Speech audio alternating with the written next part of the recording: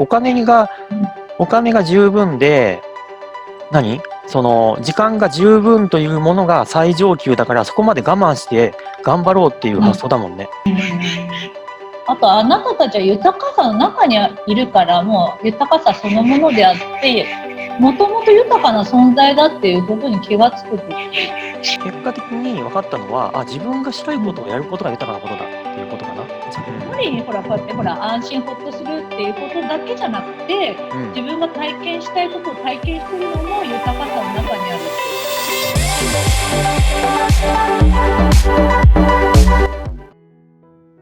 はい、それでは始まりました。スターシードチャンネルということで、よしです。あきこです。こんにちは。よろしくお願いします。お願いします。はい、今日はですね、豊かさっていうのをちょっと考えてみたいと思いました。はい。で、豊かさっていうと、もちろんね、お金なのか、はたまた何なのかっていうね、話がよく出てきますけど、ちょっとバシャールさんとかのね、よく話が出てくるんだけど、バシャールって、豊かさとは、自分がやりたいことを、やれるときにやれる能力。やりたいことをやりたいときにやれる能力みたいなね、話がありますけど、それをね、ちょっと結構ね、とはいえやっぱりみんな豊かさを求めて、今まで、昭和の時代の人は特にだけど、頑張ってきたわけじゃないですか。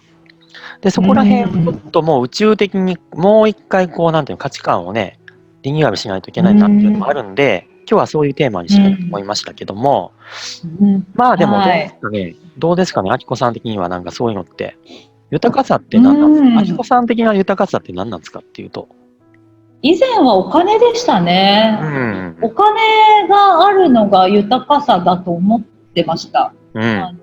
だからお金を求めていたというのかな。別にがめつくってわけじゃないんだけど、お金がいっぱいあるのが豊かなことだと思って、いつもお金をどうやったら大きくするかってことばっかり考えてた気がする。はい。それはいつまでですか？いつぐらいまで？旦那さんと別居してる時までかな。いいのに来てからもうそんな考える暇がなくなっちゃったから、豊かさとかもそんなね、あれですけど、いつもお金のことを考えてたかな。だから、豊かさイコールお金。だからお金がいっぱいあれば豊かになれるっていう観念が入ってたのかもしれないですね。そうだよね。で、やっぱりその観念っていうのはもうものすごく根深くあって、お金についてっていうね、回もあったんだけど、そこでも結構出てきたんだけど、もうそろそろその辺をね、なんかもう、やっぱり何回も何回も塗り替えたいなっていうのがあったんで、例えば最近だったらスターシードフリマ、ドットファンのね、宇宙系フリマとかでも、豊かさを実感させようみたいな、今ね、活動ができてきたじゃないですか。要はクラウドファンディングじゃないけど、みんなで何かそれを寄付しましょうよみたいなね、そういう流れとか、あとは、ポイントで循環させようとかもあるんだけど、なんていうかな、なんか僕の中の未来の地球っていうのはもうそういう感じなんですよ。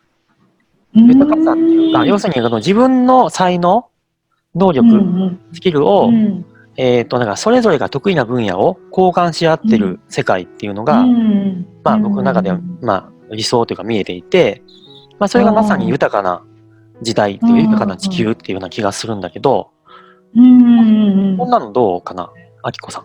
いや、そうなると思う。この間も見たもん、そのビジョン。見たの？すごいじゃん。見た。てかいつも来る。本当？いつもそういう、私たちが生きてるうちにも、もう半分ぐらいそうなるんじゃないかっていうか、すごいやっぱりなんていうの、みんなでなんかシェアし合う、豊かさをシェアし合うみたいな。シェア、もうだからそういう動きって、もうすごい出てきてるよね。いろんなところで出てきてると思うし、宇宙ってやっぱりそうなんだと思うんですよ。シェアし合ってる。お互いにシェアし合ってるから、もう本当に日本じゃない、地球の中もそうなってると思います。だんだんなってきてるっていうのかな。そっかそっか。最近、そうだな、最近の流れとして、そうだな、なんかこう、新しいことをやってる人たち、まあ起業家とか、でもね、そうなんだけど、なんかそういう、なんか豊かさ循環っていうか、まあシェアリングっていうか、なんかそういう方向のビジネスも多いよね。ああ、そうですね。もう本当にすごい新しい発想で、なんかこうみんなにそんな発想があったんだっていう感じでみんなに豊かさがこういくような、でみんなが潤うような、なんか斬新なものがいっぱい出てきてるんじゃないですかね。そうだね。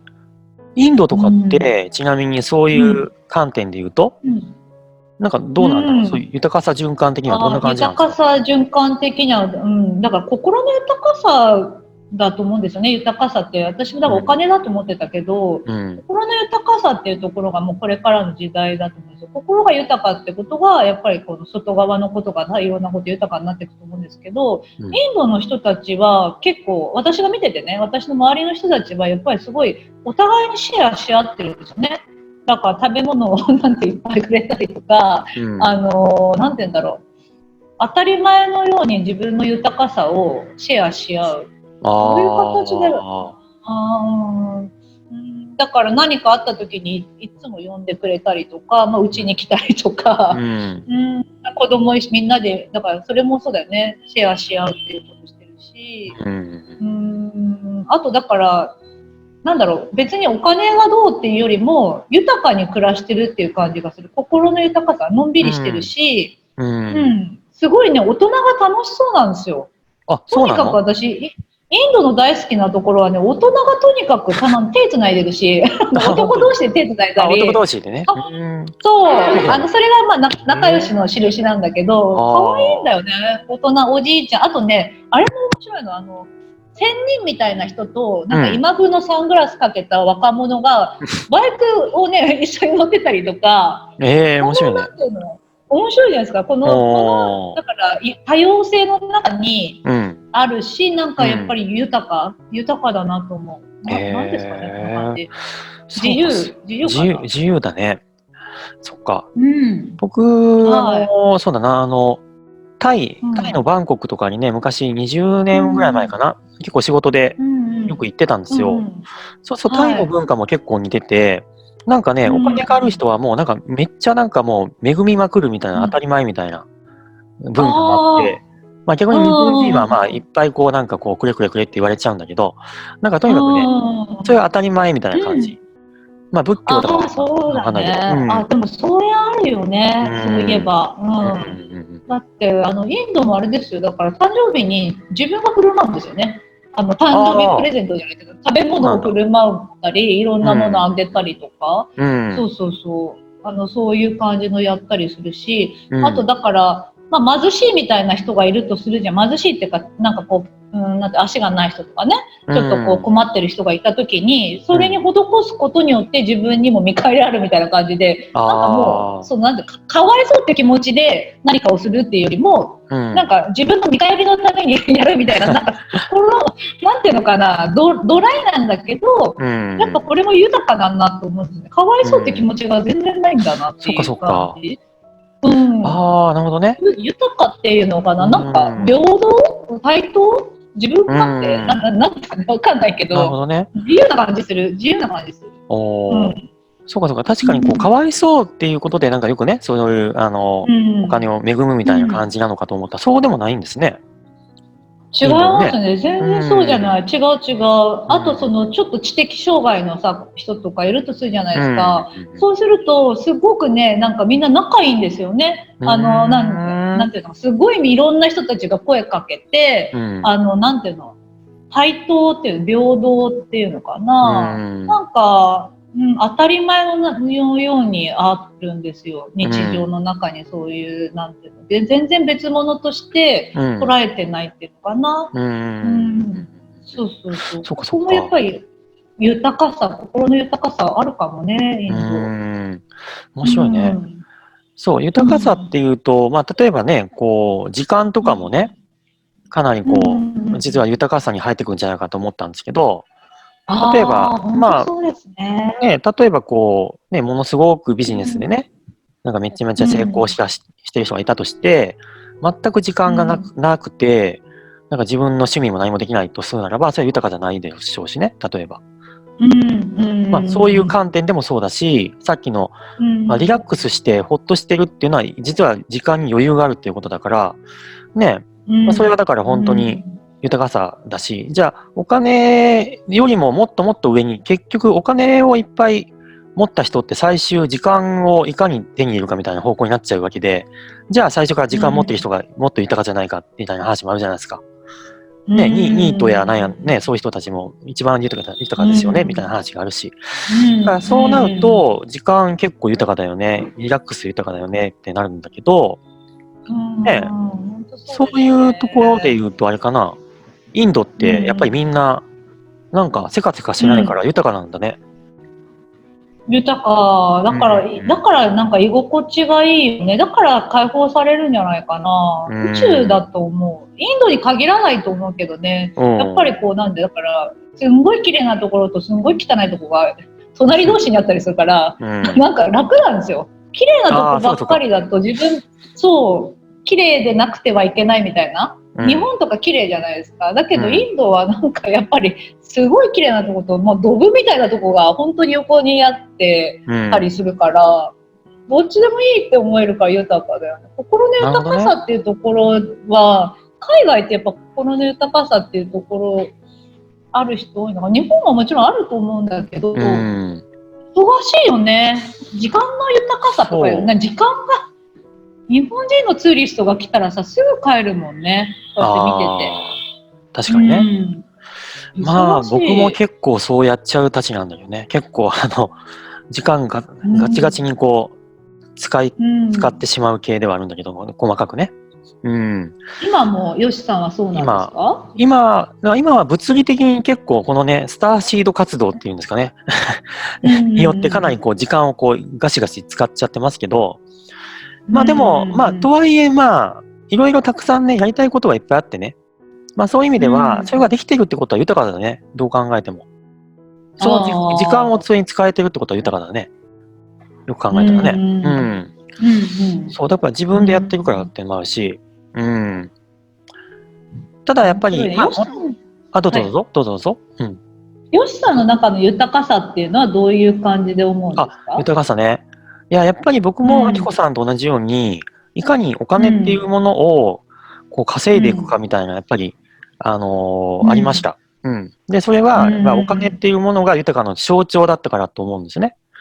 で、逆説的に言うと、やっぱり子供時代のトラウマ的には、お金がないから、ある意味家族が不幸になったんじゃないかみたいな、そういう偏見で自分の家族をね、見てたわけなのよ。そうなると、だから、そういうのが強かったっていうのもあったし、やっぱりこの昭和的な発想も強かった時代ですから、まあその中でどっぷりやった感はある。ただ、それはなんか違うよねっていうのは前から分かっていたのね。どっちかっていう。分かっていながらも、あえてそれをやってたっていうのがあるんだけど、で、やっぱりこういう、なんていうかな、自分の生き方を考えていくじゃないですか、ね、人はね。で、その時に、待てよと。じゃあお金よりももっと、なんか豊かなものって何なんだろうとかなってくるじゃない？どんどん。ある意味僕は多分強欲なんですよ。強欲っていうのはお金があったって幸せ、別に特にそれが豊かさではない、もっと豊かになりたいっていうのもあったかもしれない。そうすると突き詰めていくと、お金では豊かになれないねっていうことが分かってきたっていうこと。なるほど。まあ結果的に。じゃあ時間なのかとかなってくるじゃない？時間かなとか、自由な時間かな。で、一時期僕は30歳でドロップアウトじゃないけど、なんだよ、セミリタイアしようと思ってたんですよ。そういえば。そうなんですね。一応23ぐらいから会社やってるから。で、思ったんだけど、それ面白くないなと思ったわけです。結果30歳の時に。例えばそのセミリタイアして、例えばアジア圏に住んでね、なんかこう、まあある意味そのアジア圏では豊かな暮らしみたいなタイとかインドではってできたかもしれないけど、それやっても別に面白いかっていうとそういうわけでもなくて、まあ結果的に分かったのは、自分がしたいことをやることが豊かなことだっていうことかな、じゃあ。そうだそうだ。そうだった。結果それだった。今思い出しちゃったんだけど。やりたいことをやることが、バシャルも言ってたっけ？同じだった。最初に言ってましたね。そうね。同じだった。いや、同じだった、すごいね。なんかバシャールが言ってることと僕が言ってることも違うかなと思ってたけど、同じだったね。同じだった。実は。そうだ。やりたいこともう完璧に思い出しちゃったな。そう。自分がやりたいことを本当にやることが豊かなことだ。それしかないや。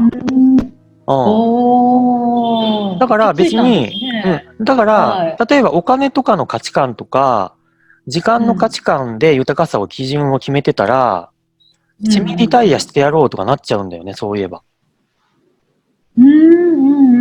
だからセミリタイヤしようって思ってる人は、お金が十分で、その時間が十分というものが最上級だから、そこまで我慢して頑張ろうっていう発想だもんね。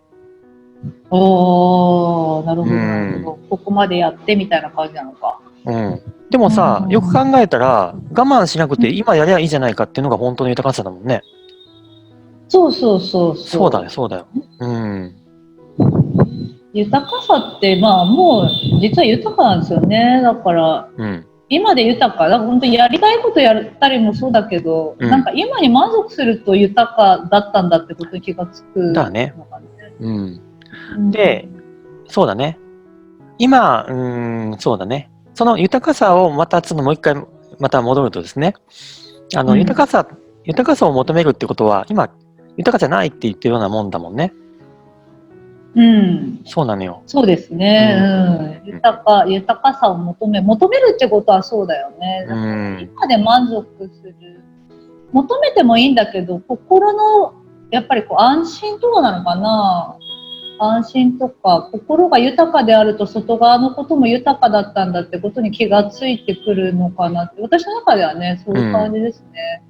こんなに豊かなんだなって思うよね。地球は豊かですよ。豊かだね。そう。欠乏にフォーカスするとめっちゃ欠乏見えてくるけど、豊かさにフォーカスすると全くそういうのないなとか思うよね。そうそう、本当にそうですね。みんなどうなのかね。みんなどうなんだろう。でもやっぱお金ってところがね、今まではずっと強かったとは思うんですけど、やっぱりそのお金の部分も豊かになりたいんだったら心の豊かさがもう大事だよね。っていうか、心の豊かさを持っていると、ちょっとね、止まっちゃったけど、お金の豊かさを得るには心の豊かさを持っていればいいんじゃないかってことですよね。それが一番最初かもしれないってことですよね。やっぱり、そうだな。そうなんですよね。豊かさをやっぱり常に人は求めてきたかなっていう気がしますよね。で、豊かさを求めて、今の欠乏にフォーカスをして、じゃあもっともっと豊かになろうっていう、そういう意識で今まで、やっぱり経済活動とか、ね、なんていうかな、そういう、仕事っていうのはやってきたって思うんですよね、皆さんね。でそれが多分、僕らの昭和の時代だったなっていうのがあって、で、もうそろそろね、それが全く違う、本当はみんなが豊かであって、豊かさとはね、お金でもなくてっていうのが分かってきた。そんな時代に、やっぱり宇宙的なね、今日は、観点で豊かさを紐解いていきたいなっていうのが今日の趣旨です。ということで、あきこさんがね、復活したら、その辺をね、話をしたいと思いますが、どうでしょうか。はい、復活した。はい、ちょうどね、今ね、一人豊かさについて話をしましたんで、じゃあね、ちょうど、そうで、そろそろね、そういう宇宙的な観点の豊かさを今日はね、再定義したいなと思うんです。で、どうしようかな。もう聞いちゃおうかな。宇宙からのメッセージ。宇宙的にはね、豊かさって何なのかっていうのを、ちょっとまた聞いてみたいなと思うんですけど、はい、わかりました。聞いてますね。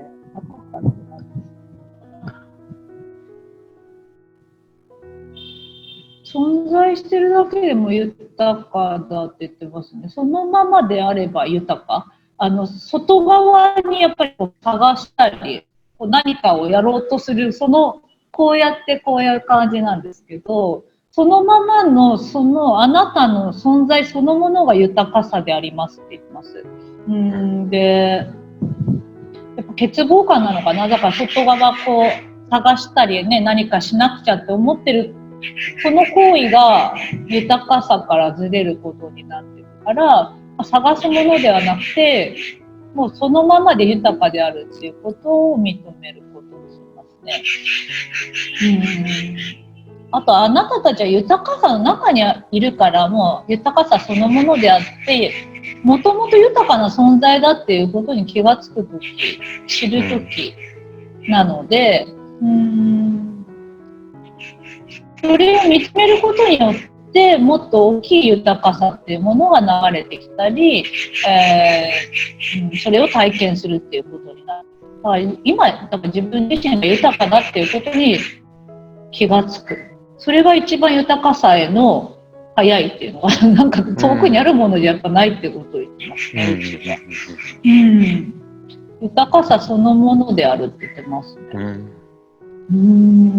そっか。どういうことなんだろうね。豊かさ。まあでも、そうか。豊かさとはじゃなくて、あなたが豊かとはあなたであるみたいな。自分であるってことね。そう。そのままであればいいっていうか。なるほど。そうです、そうです。そっか。そのままでいればいいみたいな感じかな。はい。深いね。そうだよね。豊かさ。そうなんだと思う。なんか、本当にそうだと思います。だから今、自分が豊かであったんだなって、だから要はその波動を整えたりとか、自分の好きなことを今ここでね、ぼーっとしたければしたり、走りたければ走ればいいんですけど、それをやってれば、はい、それをやっていればっていうところまでね。はい。そう、それをやっていれば、自分自身がだからこんなに豊かさが近くにあったっていうことに気がつくんですよね。自分が心地よくいたりすると、こんなに風が気持ちいいんだなとか、見えないんですよ。やっぱり外側に何かを探してると見えないんですよ。こんなに風が気持ちいいことも、こんなにこう、なんていうのかな、空が綺麗なこととかね、こんなに人が温かいこととかに気がつけないんですよね。やっぱり自分が探してると。どこかにあるんじゃないかみたいな。そうだけど、今ここで満足してると、すべての豊かさに、やっぱりすごい感動するんですよ。涙出てきちゃうもん。はい。すいません。今豊かさのね。はい。そうなんです。感動しちゃう。そっか。なんかね、すごい忘れちゃうのよね。やっぱり忘れちゃうのよね。でもね。特にこのそうなのよ。で、僕もそうなのにビジネスの世界にいると結構ね、この忘れないようにするのがすごく難しいって前から思ってて、だからもう何回もそのいわゆるこうクリエイターの視点というか、創造主の視点に毎日何十回もこうガッとこう戻してんだけど、すぐ忘れちゃうのよ。だからだけどなんていうかな、もうそろそろね、その豊かさ、今自分自身の豊かさ、自分自身がありのままでいることというか、何もしなくても豊かであるってことね。そこをなんか要はあれか、グラウンディングであり、ハイヤーセルフと一つとなるっていうことなんだよね。で、常にそうあればってことだよね。本来の自分、宇宙の中心にいればってことか。波動を整えることに直結すると思いますね。だから心地よくいたり、好きなことやったり安心するっていうのが、要はもう豊かさの中にいる。自分が心地よくいるってことがもう豊かなんですよ。で、そうすると、やっぱ外側のことも豊かさが流れてくるから、やっぱり内側ですよね、自分自身が。自分が豊かであれば外側も豊かになるっていう感じになるから。そうだね。あと、どうぞ。はい。大丈夫です。はい、そんな感じ。例えば、とはいえね、やっぱりちょっと最後に何個かこう質問が聞こえてきたんだけど、要は、それは確かにそうなんだけど、でもなかなか、その自分自身のありのままの豊かさにフォーカスできないんだよと、今現状の3次元世界じゃないけど自分のね、身の回りが豊かさとは程遠いんだよっていう人も多いと思うので、何かね、コツというか、なんだろう、ないかしらねっていうのがあって。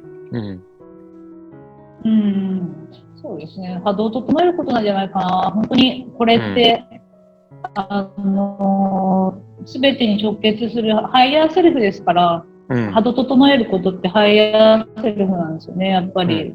だから自分が何が好きか、何が心地いいかっていうところをやっぱり自分で見るしかないんですよ。それをやるのは自分自身だから、もうそれやってると、だんだん自分のことがやっぱり好きになってくるし、自分が心地よくいると、本当にこう豊かさが来るんですよね。どんどん豊かさが来る。でも要は内側からやっぱ外側のことが映し出されてくるから、やっぱりここなんじゃないかなって思います。ずっと豊かですね、私は。どうなのかな、みんなは。じゃあ例えばものすごく例えばね、まあ家庭の中でもう本当にもうショッキングなことが起きたりとかね、そういう感情がこう湧き上がったり、まあ例えば借金があったりとかいろいろあるじゃない。まあそういう時に確かに波動を整えたいんだけど、なかなかそういかないっていう人に対して何かアドバイスないかしら。今来たのは、それも豊かさの中にあるんですよね。だから、要は大きい視点で、宇宙的な視点で見たときに、やりたいことやってるわけだからね。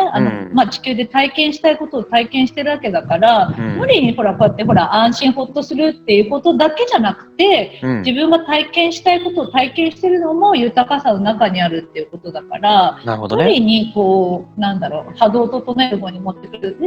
もうちょっと大きい視点も、だからクリエイターの視点みたいな創造主の視点とかでもいいんだけど、大きい視点も持ちつつっていう感じかな。そっか。そうすると、それも豊かさの中になるっていう感じに持っていけるんじゃないですかね。それなんかすごく腑に落ちた。要は、今現状がね、例えば豊かさというものに対してもう180度違う状況が目の前に現れている人たちがいたとしても、でもそれ自身が自分が体験したいことであったんじゃないかっていうクリエイターの視点を持てば確かに豊かだね。そっか。そうですそうです。それだね。そっか。大きい視野でやっぱり宇宙視点っていうかね、私はスターシードが大好きとかさ、なんていうのかな、スピリチュアルが大好きっていうよりも、やっぱりこの大きい視野で物事を見るとすごく何でもこう許せるし、全てがその中にあったっていうことに気がつけるから好きなんですよ、この視点がね。だからその中にだから全てが、愛の中にあって、この豊かさの中で行われていること、この地球にいることもそうですし、怒ったりね、悲しんだり、そういうのもやっぱり自分が体験したい豊かさであったり、愛の中でやっていること、だから大きい視点を持つことによって、そういうものも愛おしく思えるんじゃないかと思いますね。それも豊かなこと。すごく今日はなんか豊かさがすごく分かってきた気がします。なんかね、やっぱり揺らぐんですよね、人はね。僕も毎日揺らいでてね。なんかとはいえみたいな。分かっちゃいるけどみたいなのあるじゃないですか。もう世の中ね、こう、映し出す現実にいろいろこうね、こう、一喜一憂するわけなんだけど。そんな時に、やっぱりそこを思い出しますよ。やっぱり今日からはね。そういった、一見そういうネガティブに思う現実を作り出してるのはあなたです、私ですっていうね、その豊かさを噛み締めようかなと思いますね、今日からね。はい。ということでね、はい。じゃあ今日は本当に豊かさ、宇宙的な豊かさについてのね、お話ができました。ということで、回線の方もね、なんとかなりましたので、ね、これで、ちょっとまた、ではでいきましょう。豊かさを、ね、噛み締めながらではでいきましょう。ということで、いきます。それでは、ではでは。はい、ありがとうございます。ありがとうございました。はい。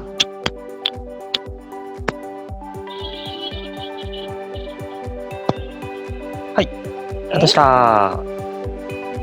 どうでしたかね。ありがとうございました。まあなんか良かったな。最後になんか、僕はなんかこう、自分の中のあれがちょっとクリアになりましたね。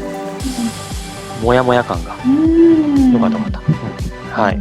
よしさん、ドラマ好きだよね。ドラマ好きですね。ドラマが好きかもしれないですね。